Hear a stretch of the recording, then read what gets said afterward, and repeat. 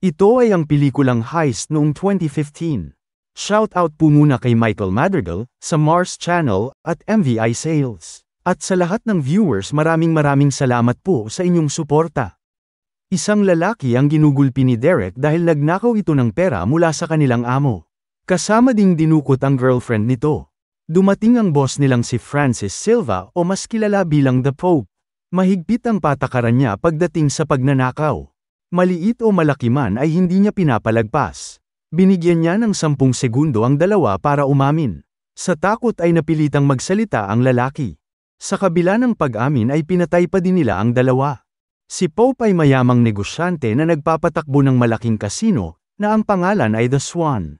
Kasabay ng ika-30 years ng kasino ay ipinagdiwang nila ang pagbibitiw niya sa posisyon. Dahil masama ang pakiramdam ay nagpaalam siya sa mga bisita at pumasok na sa kanyang silid. Tinawagan ang Kai sa isang anak na si Sydney at nag-iwan ng mensahe. Isa sa mga empleyado ng kasino ay si Cox na baguhan doon. At si Luke Vaughn na bata pa lang ay nagtatrabaho na kay Pope. Inaaliw niya ang mga customer sa pagpapakita ng magic na natutunan niya kay Pope gamit ang baraha. Paglabas sa trabaho ay dumiretso siya sa ospital. May malubhang sakit kasi ang nag-iisa niyang anak na babae.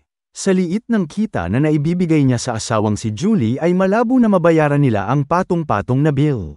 Tinapat siya ng doktor na kung hindi niya maibibigay ang $300,000 pambayad sa operasyon, ay tatanggalin ang anak niya sa listahan ng ooperahan. Nangako siya na ibibigay ang nasabing halaga sa darating na Biyernes, araw mismo ng operasyon. Pinipilit niyang maging matatag sa harap ni Riley. Bayani kasi ang tingin sa kanya ng bata dahil sa pagiging mabait at mapagmahal niyang ama. Pero ang totoo ay hirap na siya dahil hindi niya alam kung paano matutulungan ang anak. Lutang ang utak na pumasok siya sa trabaho. Sa tagal niyang naninilbihan doon ay malaya siyang nakakapasok sa silid, na pinaglalagyan ng pera mula sa pasugalan. Habang nagpapahinga sa labas ay nilapitan siya ni Cox. Napansin nito ang kakaibang nangyayari sa kasino. Tuwing Huwebes ng gabi, may isang lalaking sadyang nagpapatalo ng napakalaking halaga. At tuwing Biyernes, isang lalaki naman ang nananalo ng limpak-limpak na pera. Sa tagal ni Luke sa trabaho ay alam niya ang ganitong kalakaran. Ang nangyayaring money laundering sa loob. Balak ni Cox na magnakaw sa kasino. Inalok siya nito na sumama dahil kailangan nito ng taong may access sa vault. Pero tumanggi siya dahil alam niyang ang pagnanakaw kay Pope ay pagpapakamatay. Nung araw na yon ay naglakas loob siyang kausapin si Pope para manghiram ng $300,000 pampa-opera sa kanyang anak. Alam nito kung gaano lang kaliit ang kinikita niya kaya imposible na maibalik niya ang ganoon kalaking halaga. Pinili niya kasi ang marangal na trabaho kesa tanggapin ang alok ng matanda noon na maging kanang kamay nito, na ngayon ay posisyon na ni Derek. Hindi siya pinahiram sa halip ay sapilitang pinalabas. Binugbog siya ni Derek at tinanggal din sa trabaho. Dahil wala na siyang ibang maisip na paraan ay tinanggap niya ang alok ni Cox. Kailangan nilang gawin ang pagnanakaw kinagabihan bago pa mapalitan ang code ng vault. Kasama ang dalawa pang kasabwat na si Dante, kababata ni Cox, at si Mickey na kanilang magiging driver. Pinagplanuhan nilang mabuti ang gagawin. Nagdala ng kani-kanilang baril at nagsuot ng maskara. Hinintay na mag-alisan ang lahat ng tao sa kasino saka sila pumasok. Eksaktong 3:30 AM ay umaalis ang bantay ng vault para mag-break. Pinatay ni Cox ang main switch ng ilaw, at binuksan naman ni Luke ang vault. Mabilis ang kilos na inilagay sa mga dalang bag ang maraming pera. Paalis na sana sila nang biglang bumalik ang bantay. Walang pagpipilian si Cox kundi ang barilin ito. Naalarma si Derek sa narinig na putok. Naabutan sila at nagkabarilan. Sa gitna ng engkwentro ay natamaan ng bala si Dante. Narinig ni Mickey ang kaguluhan sa loob kaya natakot at umalis na doon. Paglabas ng tatlo ay wala na silang masakyan. Ang tangi lang nilang plan B ay ang tumakbo at iligtas ang sarili. Nung oras na yon, isang babaeng buntis na si Pauline ang sumakay sa bus. Ayaw gumana ang hawak niyang card kaya puro barya ang ipinambayad. Dahilan para maantala ng kaunti ang bus. Maya-maya ay hinarang sila ng grupo ni Luke. Dahil sa nakatutok na baril ay pinasakay sila ng driver. Kasalukuyang nasa lugar at nagpapatrolya si Police Officer Chris Bajos. Nasaksihan niya ang pangyayari kaya sinundan niya ang bus at pilit na pinahihinto. Uminit ang ulo ni Cox at pinaputukan siya nito. Kumpirmado na may armado nga sa loob kaya tumawag siya ng backup. Dumating ang maraming patrol car at hinarangan ang daan. Nakita ni Derek na may mga pulis kaya pinaatras niya ang mga tauhan. Nanghiram naman si Luke ng telepono at lipstick sa pasahero. Isinulat ang number sa salamin para tawagan siya ni Chris. Nakiusap siya na tanggalin ang roadblock kapalit ang pangako na walang masasaktan sa mga hostage.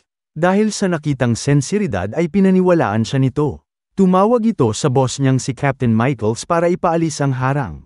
Pero nagmatigas ang captain at hindi nakinig. Mainit na ang ulo ni Cox at hindi kontrolado ni Luke ang takbo ng utak nito. Sa loob ng bus ay may 10 pasahero. Kasama ang isang bata at isang buntis. Dahil ayaw ni Chris na may mamatay ay nagtiwala siya sa salita ni Luke. Ibinangga niya ang sasakyan sa mga nakaharang na kasamahan. Kaya nagawang makadaan ang bus at makalayo. Ipinaalam naman ni Derek kay Pope ang nangyaring nakawan. $3 million ang kabuuang natangay na halaga. Sinigurado niya na hahanapin si Luke at ibabalik ang pera sa vault kinagabihan. Nakarating na din sa media ang nangyayaring hijacking. Isang pasahero ang nagtangkang kuhanan sila ng picture. Kaya kinuha ni Cox ang lahat ng kanilang cellphone. Sa taranta ay nalaglag sa lapag ang mga gamit ni Pauline. Tinulungan siya ni Luke na pulutin ito. Saka pinatabihan ng batang kasama nila dahil takot na takot. Masama na ang lagay ni Dante dahil sa tama ng bala sa tiyan. Mabuti na lang may kasama silang veterinarian student na pwedeng tumulong. May kaibigan si Cox sa Texas na nagmamay-ari ng maliit na airfield. Tinawagan niya ito para manghingi ng tulong. Habang abala ang dalawa, isa sa mga pasahero ang may nakatagong kutsilyo sa binti, ang sumugod kay Luke at inagaw ang kanyang baril. Pero naibalibag niya lang ito at muling pinabalik sa upuan. Kailangan nilang makarating sa Galveston, Texas at doon sila susunduin ng kaibigan ni Cox na may helicopter. Ang problema, paubos na ang gasolina nila at hindi na sila makakalayo pa ayon sa driver na si Bernie. Kaya tumawag uli si Luke sa mga pulis at nakipagnegosasyon. Sinabon naman ng sermon at sinuspende si Chris ni Captain Michaels dahil sa ginawa niya. Mabuti na lang dumating si Detective Marconi at ipinagtanggol siya. Ito ay dahil sa demand ni Luke na dalhan sila ng gasolina, at si Chris lang ang gusto ng mga ito na magdala. Tinipon ni Marconi ang magagaling niyang tauhan at ilang snipers para abangan ang paghinto ng bus. Si Chris ay mag-isang magdadrive ng tanker dala ang gasolina na hinihingi ng mga hijackers. Napapayag ni Luke si Cox na pakawalan ang bata at ang buntis. Sa ganitong paraan mapapakalma nila ang mga pulis at media. Narating nila ang tulay kung saan sila titigil. Lumapit si Chris sa nakatigil na bus. Bumaba naman si Luke kasama ang bata at si Pauline. At isinakay ang mga ito sa police car. Hindi siya mabaril ng snipers dahil posibleng magliyab ang buong sasakyan. Pinayagan niya si Chris na umakyat para tingnan ang mga hostage. Nakita nito ang sugatang si Dante at nag-alok na dalhin sa ospital. Hindi nagustuhan ni Cox ang pangingialam nito kaya nagkainitan ang dalawa. Bago tuluyang magkasakitan ay pinababa niya ito kaagad. Hiniling niya na balitaan siya sa pinalayang buntis. May clear shot na ang sniper pero pinigilan ni Marconi na barilin si Luke. Nahanap naman ni Derek ang kinaroroonan ni Mickey, ang driver na kasama sa pagnanakaw. Kasama ang girlfriend nito. Matapos makuha ang kailangang impormasyon ay pinatay niya ang dalawa. Samantala, natunto ni Pope ang anak niyang si Sydney na matagal nang ayaw magpakita sa kanya. Mas gusto nitong magtiis sa hirap at mabuhay sa sariling paraan, kesa gamitin ang pera ng kanyang ama na galing sa masama. Pinuntahan lang niya ang anak para magpaalam. Iniabot ang papeles katibayan na ito ang magmamana sa kasino. Ipinagtapat niya din na may cancer siya at hindi na siya magtatagal. Sa kabila ng narinig ay hindi na tinag si Sydney. Sinabi na sunugin na lang niya ang lahat niyang yaman. Dahil wala itong balak na tanggapin ang pamana niya. Nasa presinto na ang dalawang pinakawalan na hostage. Si Pauline ay sandaling kinausap para sa ilang katanungan. Nang matapos ay nagmadali siyang magpaalam dahil may importante pa siyang pupuntahan. Gamit ang sketch ay nahanap ni Chris ang impormasyon tungkol kay Luke. Napag-alaman niya na dati itong nagsilbi sa military, at may kapatid na babae pero hindi nakalagay ang pagkakakilanlan. Nalaman niya din ang tungkol sa anak nitong may sakit. Sa kabilang dako, nakakuha si Derek ng call history sa number ni Cox. Ngayon alam na niya kung saan patungo ang grupo. Kaagad niyang tinawagan si Pope at nag-suggest na dukutin ang anak ni Luke, na tinutulan ng matanda kasi alam nito ang labis na paghihirap ng bata nang dahil sa cancer. Mahigpit na ibinilin kay Derek na walang sino man ang dudukutin at idadamay. Tumawag si Marconi kay Luke at nag-alok ng tulong para sa sugatan nilang kasama. Maraming dugo na ang nawala kay Dante pero ayaw ipadala ni Cox sa ospital. Kaya humiling na lang si Luke ng medical supplies. Sakay ng SWAT truck ay lumipat si Marconi sa bus dala ang kailangang gamit.